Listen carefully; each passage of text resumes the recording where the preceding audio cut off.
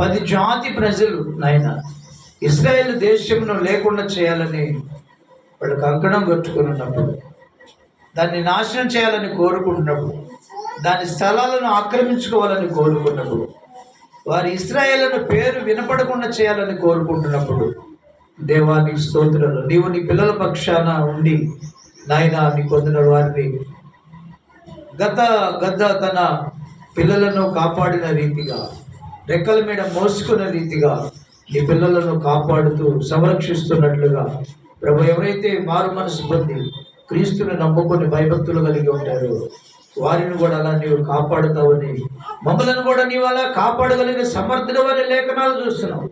మాకు వ్యతిరేకంగా విరోధంగా నిరూపించబడిన ఏ ఆయుధం కూడా వర్ధిల్లదని మీరు సెలవిచ్చినట్లుగా నా తండ్రి నీకు వందనాలు వస్తుంది. మమ్మల్ని కూడా గద్ద రేఖల మీద మోసుకుని వచ్చినట్లు మమ్మల్ని మోసుకుని వస్తున్నావు.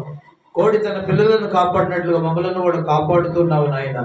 నీకు వందనాలు, స్తోత్రాలని స్తుతులు చెల్లుతాం. యేసయ్యా నీకు వందనాలు. కాబట్టి నా ప్రభువా నీకు వందనాలు. మమ్మలను కాపాడే దేవుడవు నీవు.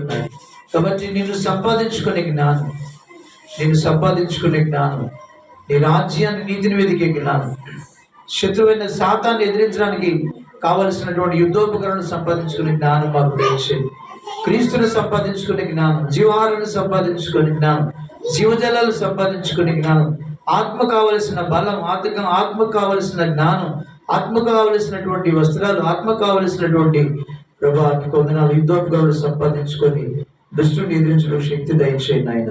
మీరు మాకు తోడుగా ఉండి సహాయం చేయమని ప్రభా నీకు నీ అంత విశ్వాసం నుంచి మరణములోంచి జీవములను దాటడానికి సహాయం చేయమని ఈ సమయాన్ని బట్టి నీకు వందనాలు చెల్లిస్తూ యేసయ్య గారి నామమును స్తుతించి ప్రార్థించి అడిగి వేడుకుంటున్నాము తండ్రి. ఆమేన్. చెప్తూ అందరూ ఆమేన్.